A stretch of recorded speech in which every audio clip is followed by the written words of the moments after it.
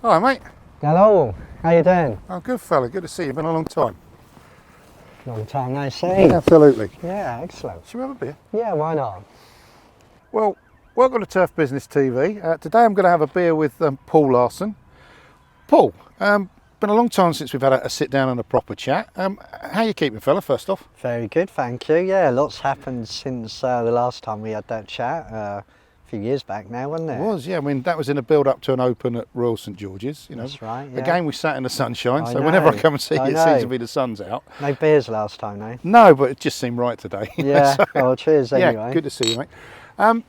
So you took a big decision and you left Royal St George's earlier this year. Yep. Do you want to tell us a little bit about why? Yeah, I get asked that question a million times now.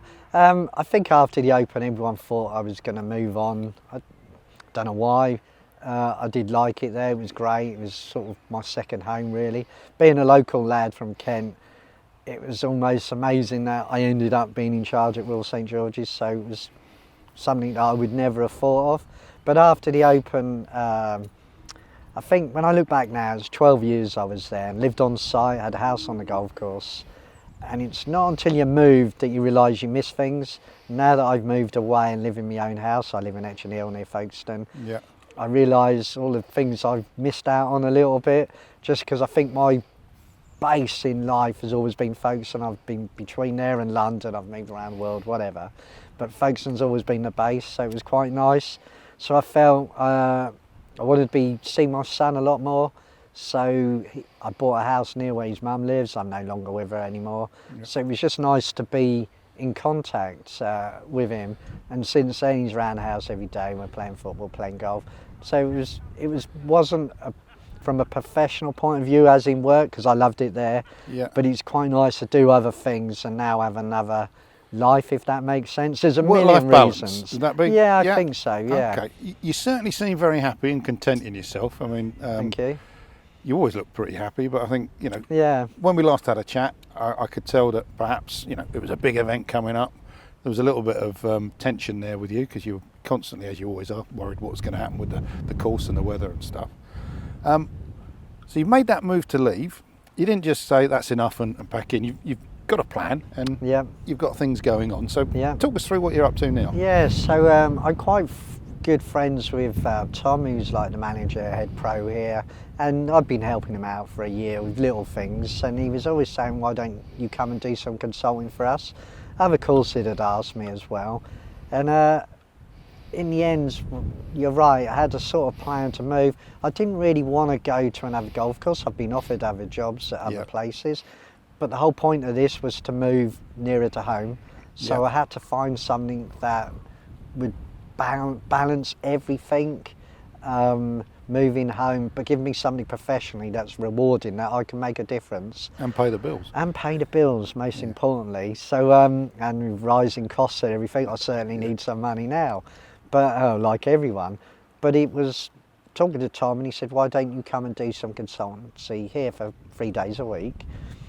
And I was like, do you know what, 3 days works, because it gives me 2 days to do other things. I wanted to do agronomy and I wanted to go to other courses and do the visits, because I want to do it how I do it.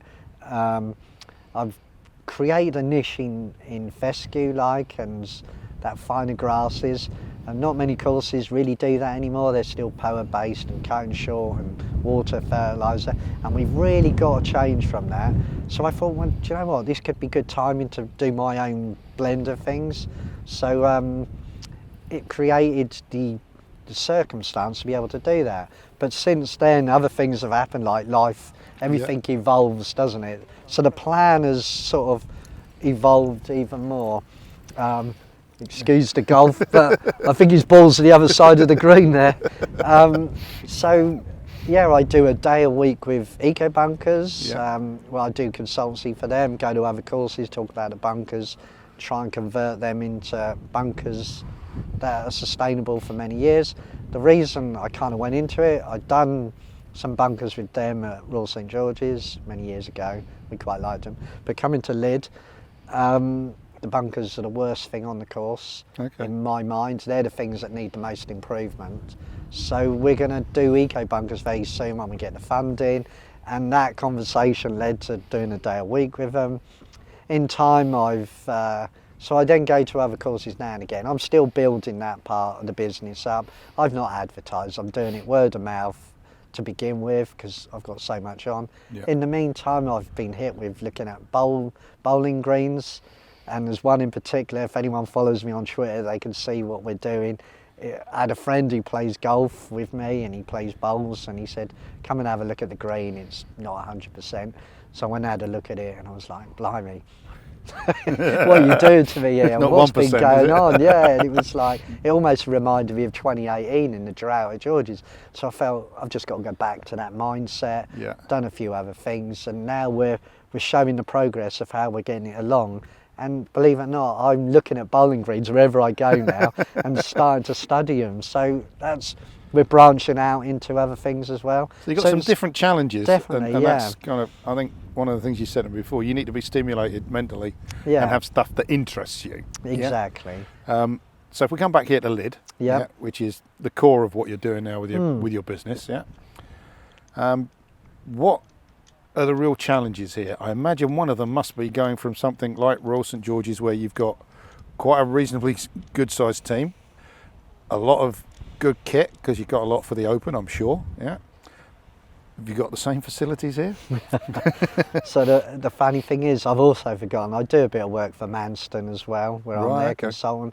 They're 9 holes but with no irrigation, and it's a learning curve, and it's all hand watering, making bowsers out of IPCs, fescue bent greens because they've not been overfed, overwatered. So for me as well, as much as me bringing what I know to here, I'm learning at the same time, and that helps me with Lydd. Yeah, we've got 5 staff.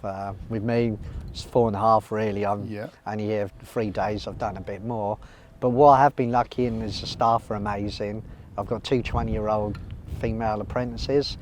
I've got James, who's sort of running things for us at the moment, and John, the guy we met earlier, who can fix anything. It's just brilliant from that point of view. So you've got limited resources, but you have to have people that can do everything, and it's more enjoyable for them because they've got to do everything. And the machinery is not the best. We're always trying to patch things up. As you can see, looking at the course, I'm trying to do a bit of hand watering today. Some of the greens are drying out a little bit, but it's not the end of the world. I'm getting down to 5-6%. I'm not nurturing power, so we can't over fertilise, and we can't get back to the same spot so quick. So it has to look after itself a little bit. So the challenges are, everything's on a shoestring, and I call it grassroots greenkeeping.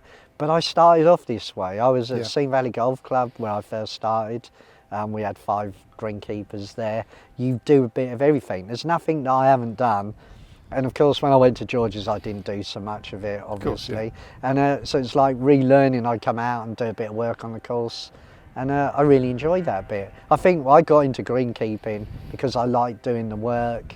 And that's what interested me the most. So I'm getting best of both worlds now. The stress level's different. I mean, they might be different because I guess now you're not salaried.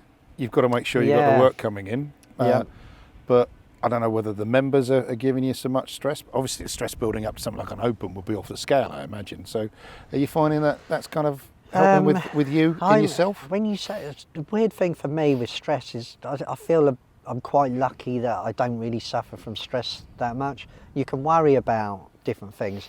I look at life slightly different. I've got a mum who's suffered from depression for 20 years, and very sad it is, and I'm ambassador for Casca, charity for mental health, and they support a subsidiary of CALM, Campaign Against Living Miserably. And that's everyone's mental health's important, but there are people, I think there's a difference with mental health. There's stress-free work that if you know what you're doing, you kind of get by, but if you kind of get out of your zone a little bit, then it's stressful and it can lead to anxiety. So there's a difference between that and depression and everything. So I look at it, it's work stress, but it's not stuff you bring home with you. Okay. Even though I'm still obsessed with the weather, you can't help it. Look, we've moved on all them years, different golf course, same stretch of the coast, and it's a dry northeasterly wind, and all we're worried about is everything drying out. So that's a worry, but it's not something I go home and think, oh, I'm not going to sleep tonight. Now, if the greens died and all the rest of it, I probably would, because I'm going to get no money. And you're right to point out, yeah, when you're not salaried, I've got to make sure I work all the time. If you get injured, there's the good and the bad from it. Lucky enough, I've not really, touch wood, been ill too often, so I've survived, try and keep a little bit fit. But yeah, there are different challenges without a doubt, but that's all part of it. So that's what I like, really. I'm really enjoying it, to be honest. So coming back to here at Lydd, I think you've obviously come in totally different scenario. I think, when did you join? Around about April, May time? Yeah, something like, yeah.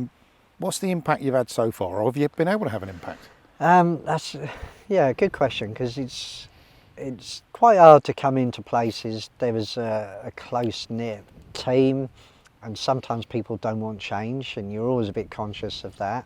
But I was a bit lucky. 4 in particular have embraced it, and they've really gone for it, and they were very keen. They were going to course visits, but they weren't, I would look at it, they weren't able to fulfill their potential. So now I'm getting them to try things out, let them have a go and trying things. Sometimes we fail, but you've got to fail to succeed. Yeah. But as long as you know why you failed, that you get it right next time.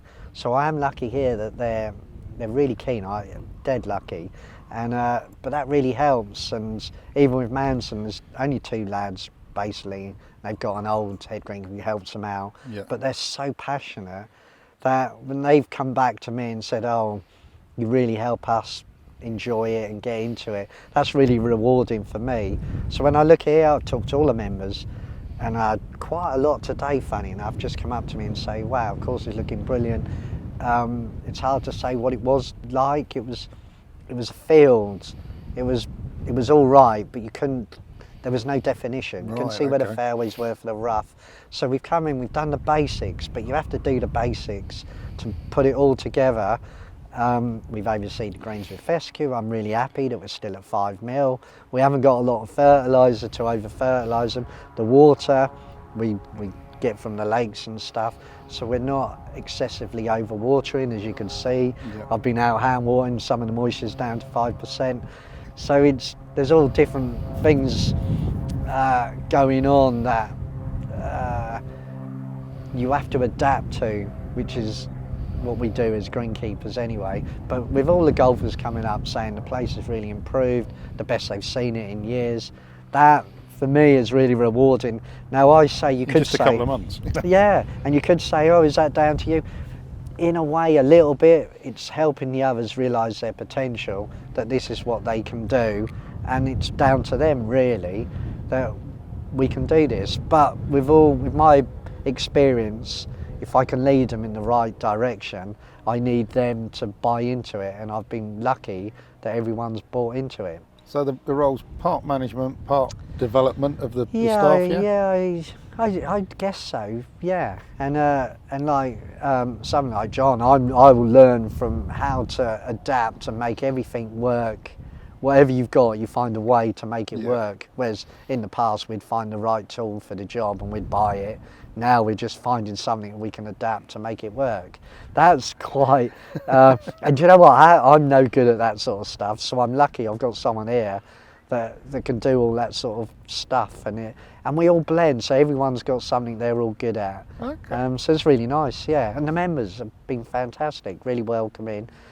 Clubhouse is always busy now, and I think we had 200 members last year or 18 months ago, and up to 500 now. Wow, So okay. word's getting out that, you know, we're trying our best to bring this to another level. In terms of, golf is a competitive business, yeah? I mean, if you've not got memberships that you're competing for green fees as well. Yep. What's the competition like around here then? Well, yeah, that's a great question, because we've almost got to determine, what is the competition? Yeah. We've got Rye just up the road. Obviously everyone, Rye, fantastic course. Littlestone down the road, which is brilliant. But then you've got the local courses, Ashford, Tenterden, even Seam Valley and all them. That's our competition, is the normal private members clubs. I want to be in competition with them as such. I want our standard to be better than their standard, if you know what I mean. And who knows, our greens in time should be just as good as Littlestones or anyone, because why can't they be? So Do you put a time frame on that? Yeah, good question again. Full of good questions. I try. It's really hard. Yeah, it's hard to say a time frame. I would just say by next year they'll be a lot better than they are this year. They'll have more fescue in them just naturally. If I can reduce the POA content, then even more. So a little bit more, little frustrations at the moment. Top dresser broke down. We haven't managed to fix it and not been able to dress as much as I want. They're the little things that could hinder us, but we're finding ways to get rid of it, to solve it. I've got a little pedestrian top dresser now, so I'm going to go out and do it that way. So there's no reason why we can't have really good greens. And long term for you, your ambition here, I mean, improve the course. Yeah. But is there a point at what you want to get to and say, right, that's where we can get to, or is it a case of you really don't know that yet? I think for here it's always going to be difficult to say what level you can get to. We do want to do the bunkers this winter, and if we can get them right, that's the next level up. That's the thing that lets the course down at this moment in time. Then the next thing is get the greens to another level, then the fairways. We've got no irrigation in the fairways. Like most courses, they haven't. So it's quite hard to say what the expectations are, but every year it should get better and better. So if you, to say 5-year plan, this should look like a pure links golf course. That leads me nicely into the Lynx Club, Ah. which you've been involved with for a number of years now. Yep. You keeping your involvement there? Yeah, so we're still going with that. So we've got another event planned for later this year, October, November. We haven't released any dates Sure. yet, but we will inform everyone pretty soon. But we're pretty close to agreeing the venue and everything, and it's grown, as you know, from year to year. I'm in contact with a lot of people. We've got some Americans and Kiwis that want to come over, so it'd be great to. That's the thing we want to get even bigger. To me, I love that, and the Lynx Club is brilliant. So, What's the aim of it? for us, it's kind of like a networking. Is that the word? It's a great networking tool, but it's a great education tool, because I always felt when we go to Harrogate and places like that and the bigger stuff, there's not a lot there for links courses. Right. And what we do is so different to other places. I mean, I'm still cutting the greens at 5 mil here. I want to go up to 6 mil soon.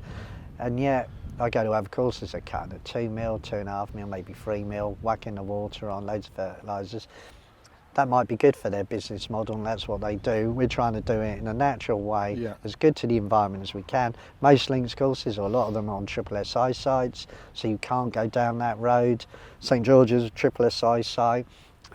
In what made the Open such a success from a non-golfing point of view was all the wildlife stuff that Yeah. we did, and the wildflowers and no pesticides and things like that. So the Lynx Club, we can talk about that, we all network with that. So it's an education thing as well. And we've all got more in common that we don't get other places. So it's us just trying to create a little niche for us, I suppose. Heathland courses could do the same thing. So maybe we'll expand in years to come. And maybe, who knows, there's lots of inland courses that are going down Fescue Bent Road now. So I was just going to ask you, do you think Lynx courses are ahead of the game when it comes to environment and sustainability? I think we are, in a way. Yeah, we've been doing it this way for quite a while, and you know what? It's not going to get any easier with fungicide bans and all the rest of it. So what we're doing here is, yeah, it's going to have to be endorsed by other golf clubs soon. And one thing I'm finding for the clubs that I'm going to, which I call grassroots greenkeeping, but they're quite sustainable, mainly because they haven't got the money to be throwing out loads of water and loads of fertilisers. So they're adapting, and maybe that's how golf was in the early years, wasn't it? It was just maintained naturally. But we want better, pristine conditions, but maybe we're going to have to compromise a little bit and come up with something, because I think in 5 years' time, when all these bans come in place, some courses are going to struggle more than others. So I'm hoping here we'll be the head of the game. I don't want to use a fungicide this year. so far we haven't used one this year. We've been a bit lucky, it's dry, it's not wet, and you know, but come winter it'll be more of a challenge, but that's the plan. For you personally, I mean, you got your weekends back now? Yeah. So that's a bit of a change, I guess. So it is quite nice. Yeah, the biggest change really, and I've probably said it a little bit, is living at home, having the weekends, you know, going out. My lad plays a lot of football, so we're off everywhere. I'm more of a taxi driver now, really. Okay. So we're everywhere around playing football, play a bit of golf together. So it is, yeah, I do really enjoy the weekends. I still do the odd bit now and again, but I try not to. Do you ever see yourself back in a full-time role if the phone rang and they went, Paul, name your price? Yeah, so I like to think I'm definitely not a materialistic person in all the way, but working for yourself, you end up, yeah, of course you've got to think about money, and the mortgage ain't going any cheaper at the moment with interest rates going up and all that. So I will never say never to anything because of what's evolving at the moment, but because I really enjoy what I'm doing at the moment and the other little things that are coming with it, I like the variety. But what I like about it is I've still got Lydd here, that's like a base. Yeah. I can do all this other stuff as well, but I'll never say never. But at this moment in time, for the next 4 years, I wouldn't leave to go somewhere else quite a long way away, because the whole point of this was to move back home, really. And the consultancy that you're doing, you're obviously branched out into bowls greens, which is Only a little, so I'm not even getting paid for that yet. Do you see any other opportunities for you in terms of, you know, putting extra Possibly, things in, or you're happy with the way it is? At the moment, I'm going to go with it, but yeah, I've been asked to look at football clubs and cricket squares, and do you know what? I realised, blimey, I've never even thought about a cricket square and what goes into it. So I've started studying up on that as well. And you know what? It's an art as well, managing the cricket squares. What I love about the turf business and the summit that we've been to is all them guys that are experts in that field. I'm going to be sort of picking their brains really, and saying, oh, I never knew, what do you have to do? So yeah, I've been looking into that a little bit more, and it just sort of makes you realise how hard it is to do what they do as well. So Dougie hasn't got to look over his back yet in terms of Well, Dougie's always got to look over his back, and James up at West Ham. So in another life that would have been my ambition, I think. Too late for you on that one. Too late, probably. Yeah. When we last sat down a few years back, recruitment was a big problem for you, and staff retention. Yeah. You've obviously inherited people here. Yeah. Do you see any difficulties keeping them, or would it still be the same challenge, or has it got better? Well, obviously I still talk to everyone, and recruitment is still the number one thing, isn't it?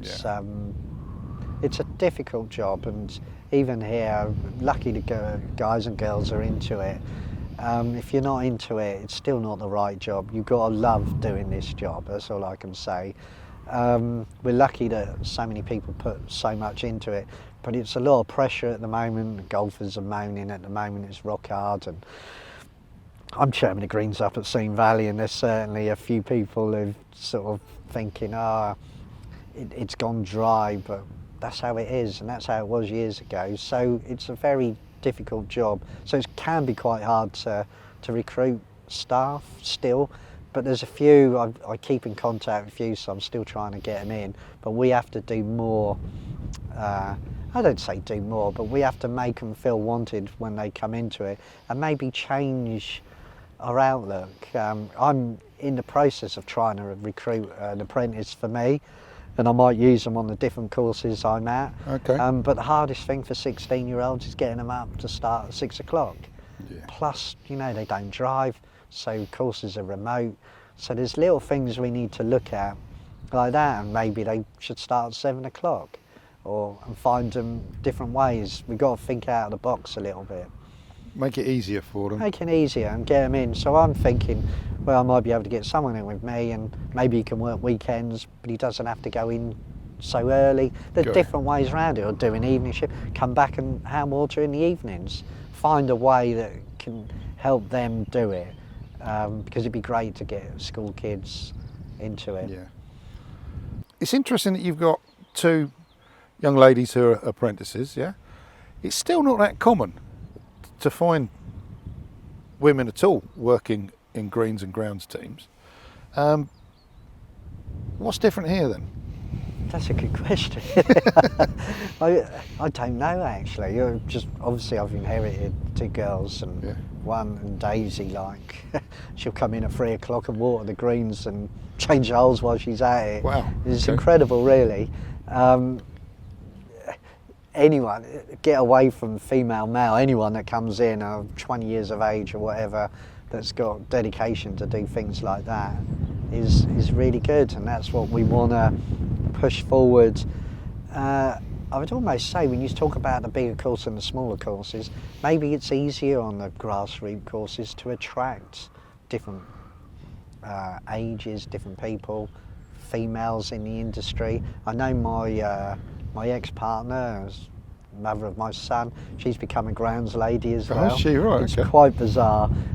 Always worked in the offices and things like that, and suddenly she does it and works for a guy I know, and he says, you know, if I had another 5 of her, it'd be brilliant, because I think if you've been in the offices and you change and you go and work in the outdoors, you love the environment. There's always little niggly things. I think everyone wants more money, they don't want to work weekends particularly, but they want to be involved in this industry. So we've got to adapt a little bit, but it's great to get the youngsters in. I've got a 16-year-old in mind, so they don't drive, so courses are remote.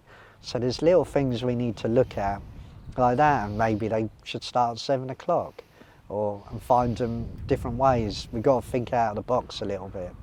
Make it easy. I think.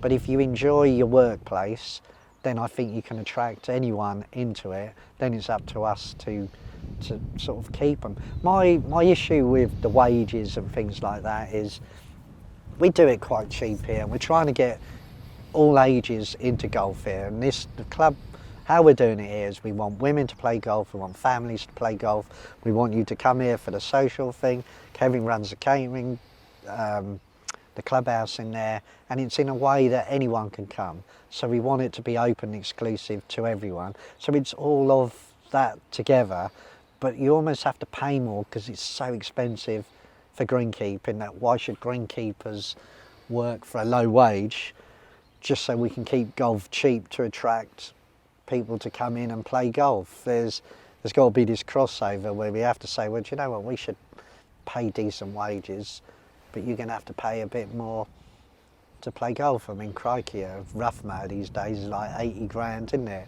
How do you afford that when you're trying to give really cheap golf away? So there is a crossover. The really rich clubs, they don't have to worry. They make all their money from green fees, and you know, they've got a good membership, so they can look at it in a different way. But for the rest of the golf clubs, golf needs these grassroots golf clubs, and if I can help in any way with that, I feel like it's an achievement, because this is where we all started, from our local little golf clubs.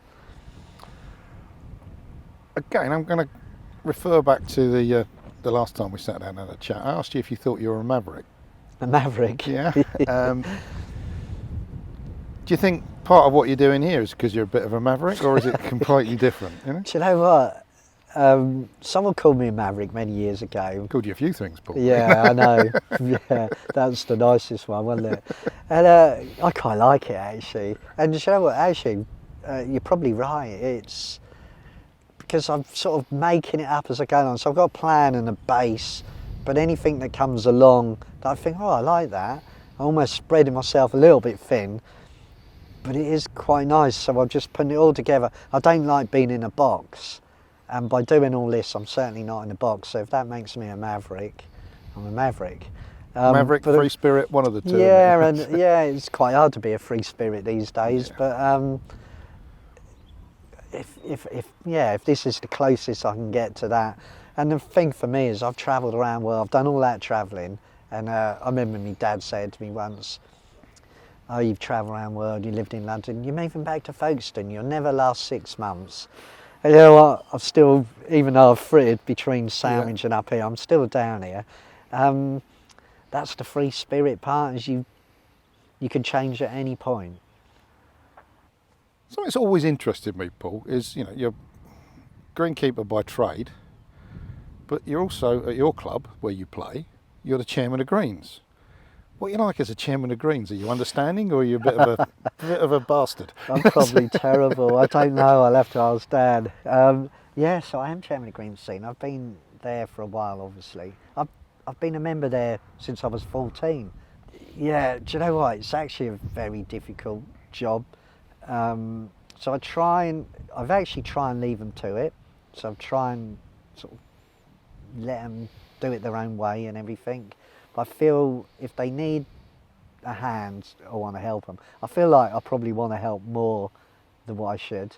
Right. And maybe I should just leave it a little bit more. So I do find it difficult. But then all the members come to me, they'll be moaning. I hear all the moaning about whatever it is. And sometimes I just think, yeah, it's justified. Yeah. We can fix that. And it's how I do it here. I will talk to any members, and if I hear anything that's wrong, I want them to come and tell me what's wrong. I've never shied away from criticism. I want to hear it. And then at least we can try and fix it if I think it's right. If I think it's unjustified, we carry on with the plan of what we're trying to do. So at the moment it's tough times because you've got these blooming dry northeasterly winds, so the course is just dried out. It's feast or famine, and it wouldn't stop raining, and we were trying to keep the course open when it was a bit wet and all the rest of it. People want to play golf all year round now, so they're moaning if you put them on temporary greens.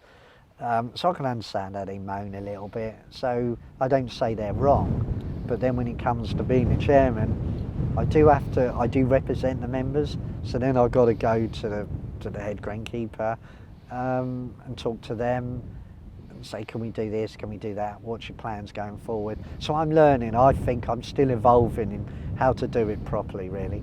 And it's quite good from my relationships with my old chairman of Greens, and I've had 3 at George's, I think, maybe 4. Peter Cowlin, Brown, Chris Healy.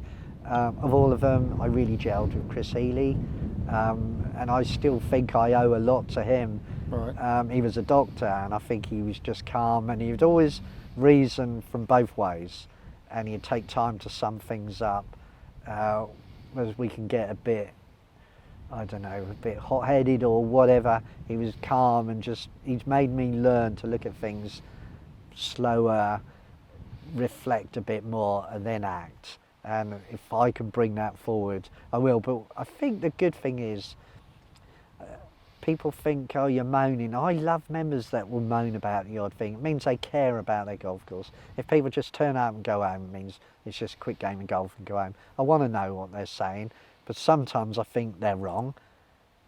So I don't mind telling them that they're wrong. At the moment, most courses now, they become firm and bouncy, and they're like, oh, when are you going to switch your water on?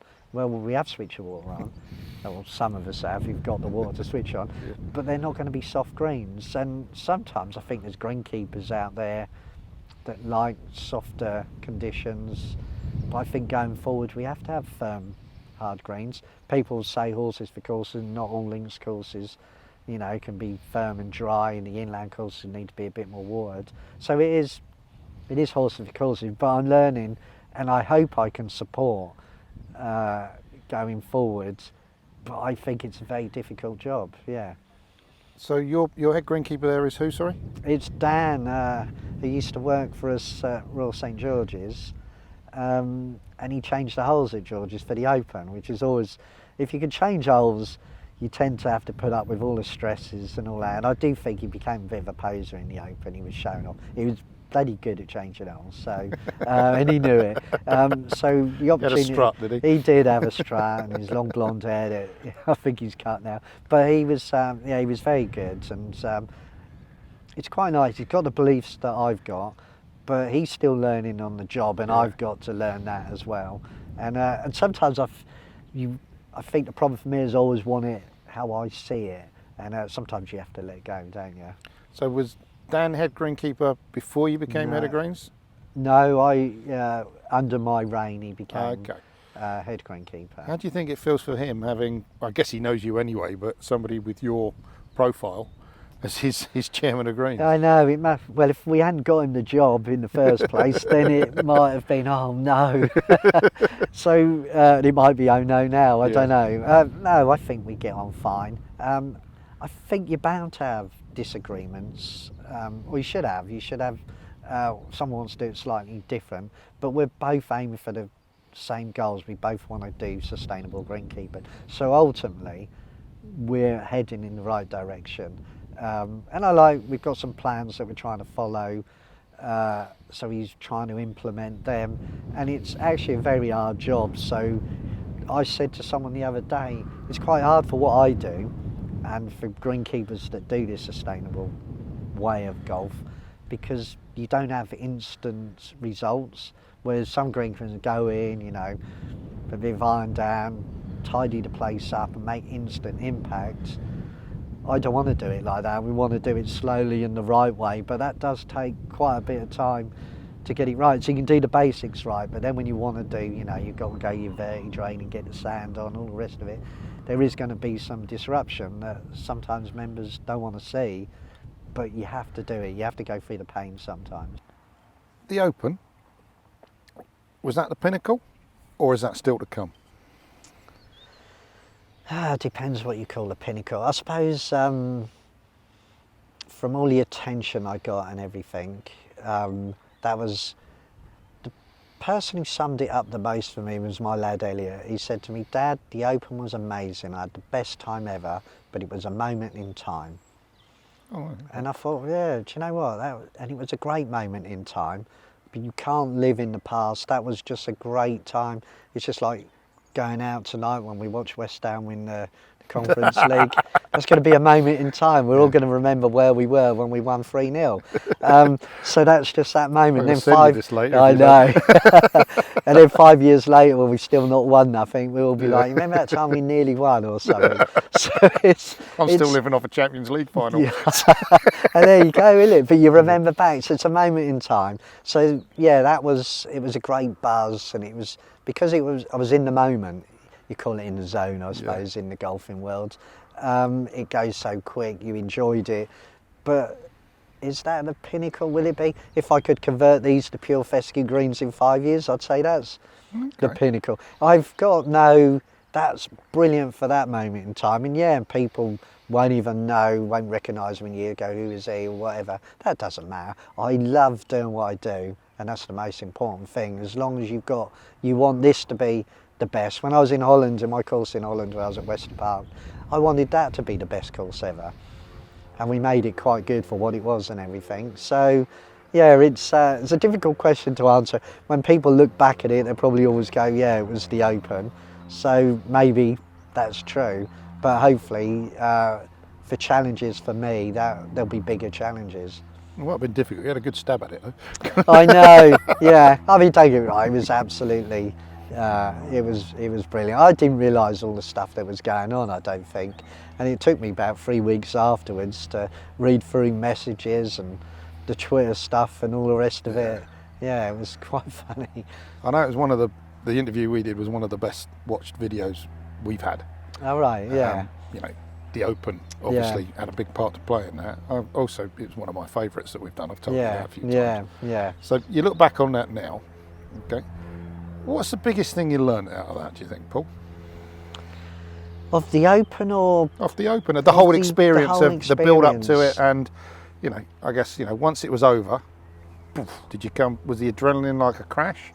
Do you know what? And I talked to some of the lads after that, and you don't realise it until about 6 months after, and you suddenly realise, yeah, that was an adrenaline rush, and you didn't realise it. And do you know what? But I got the greens, I felt, me personally, I managed to get the greens better last year than before the Open. I had a bit more time and all the rest of it. And so when I left this year, I felt I left them as best as I could get them, almost where you could put your feet up and relax and say, carry on. That's why I think people were surprised. Professional pride leaves you, you left it in a good place. Yeah, I think I did. And whenever you go, if things go wrong, people are always going to blame you for that and this and that. But from that course point of view, I think it was amazing what we did. Sometimes I have to think about it. And we weren't, you know, triple SI, we were unfavourable. Within the time I was there, the quickest turnaround ever was to get it back to triple SI favourable. Little things like that, you know, the drought and then getting it back to how it was perceived in 2021 obviously. And I did a podcast with Turf Today the other week, and they said that was the best kept course.